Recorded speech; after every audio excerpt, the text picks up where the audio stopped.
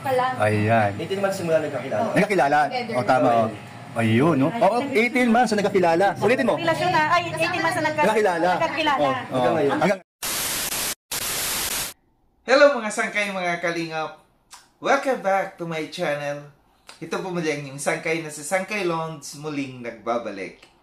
Kumusta? Kumusta kayong lahat? Sana nasa mais na kalagayan ng lahat. Dito sa Pilipinas or sa mga nasa ibang bansa, dobling ingat tayo, no? So, mega love shoutout sa inyong lahat, sa Team Sangkay Original, Team Sangkay Sponsors, Team Kalingap, Kuya Val, at na Kalingap Rob. Sa lahat ng aking mga followers, supporters, and subscribers. Sa mga lolos, lolas, FWs, and PWDs. Mega love shoutout sa inyong lahat, and of course, I love you all. Ayan. Mega love shoutout sa inyong lahat, no? So, ngayong araw na itong sangkay, muli nating pag-usapan, no? Yung aking reaction kaninang umaga patungkol dito sa interview ni Kuya Brooks, no? Sa kay Dan at saka kay Jenny na inalmahan ng karamihan, no?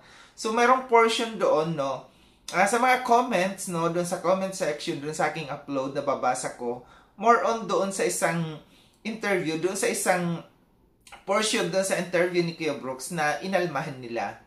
Yung pagtatanong ni Kuya Brooks patungkol doon sa kung ilang buwan na nga, ilang taon or buwan na nga ba sila. Kasi, sabi ni Kuya Brooks dun sa kanyang interview, may nagsabi daw na 3 years na daw sina Dan, no, at saka si Jenny.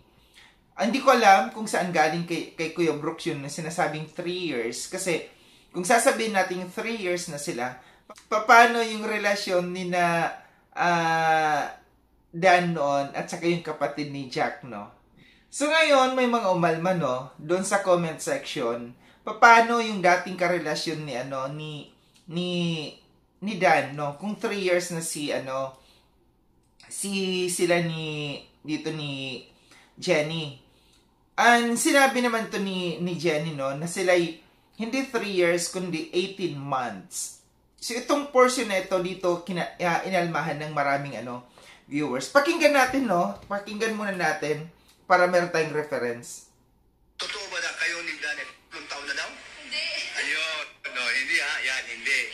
18 months pa lang. Ayan. 18 months simula nagkakilala. Nagkakilala. O, tama. Ayun, no? Oo, 18 months na nagkakilala. Ulitin mo. Relasyon na, ay, 18 months na Nagkakilala. nagkakilala. Hanggang ngayon. Okay.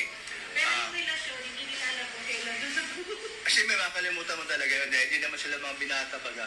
Hindi, mansari dalawa. Oo, wala.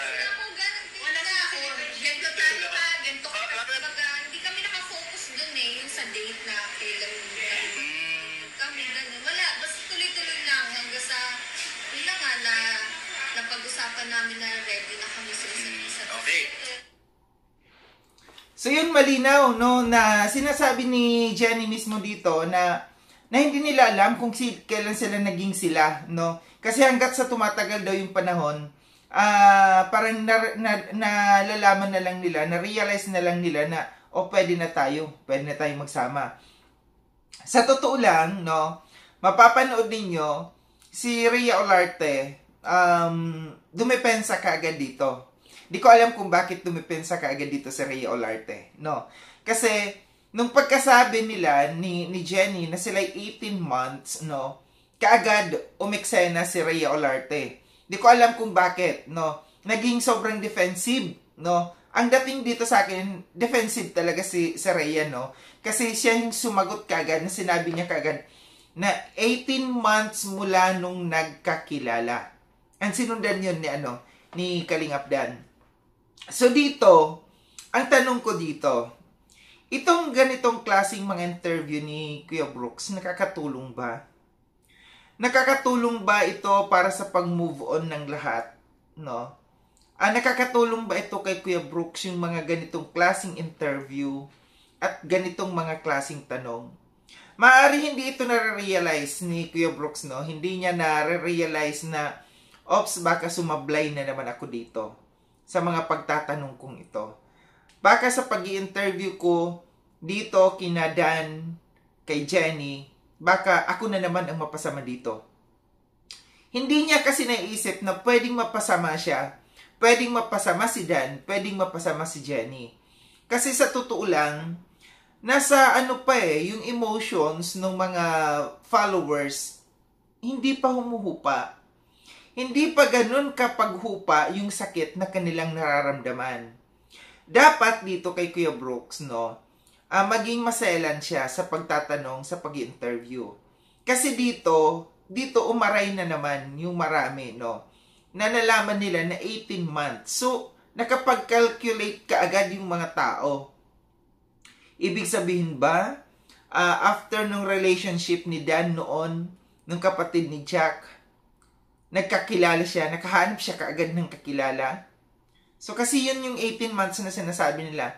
Then, nung sila ni Medet, ni-love team siya sa kay Medet, magkakilala na pala sila nito ni Jenny. After nung kay Medet, kay Joy naman. So, matagal na proseso, matagal na buwan ang dumaan. Nung sakay Joy at saka kay Dan. Na imposible na during noong love team ni Dan at saka ni Joy, sila na nung may relasyon na sila ni Jenny dito, na nailihim lang talaga.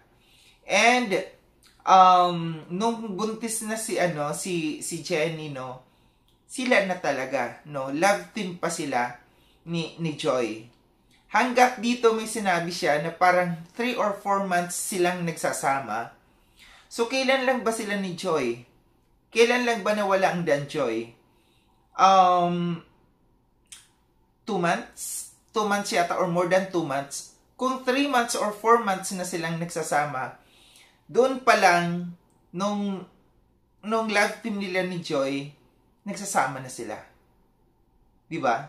Nagsasama na sila. Kasi, kung ating kakalkulahin talaga, so malinaw na lumalabas talaga dito na during nung love team ng Dan Joy, sila na talaga. And parang nagsasama na talaga sila dito. And imposible na hindi alam ni na Kuya Brooks bilang isang tatay, na ang kanyang anak ay mayroon ng kinakasama. Parehas lang sila nasa diet Naalala ko pa noong time na nagpa-opera si Dan, naalala ko na parang hinahanap ng mga viewers noon na bakit wala si Joy. Bakit hindi nagbabantay si Joy sa kanya? Kasi may iba palang nagbabantay sa kanya. Di ba? So, ang tanong ko dito, itong mga ganitong klaseng interview ni Kuya Brooks, nakakatulong ba para makapag-move on ang lahat? Hindi.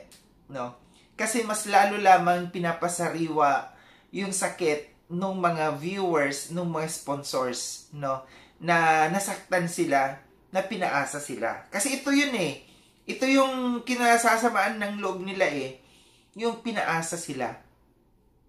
Na nandoon yung meron pa siyang nagpapaalam kay Nanay Imelda, na liligawan si Joy.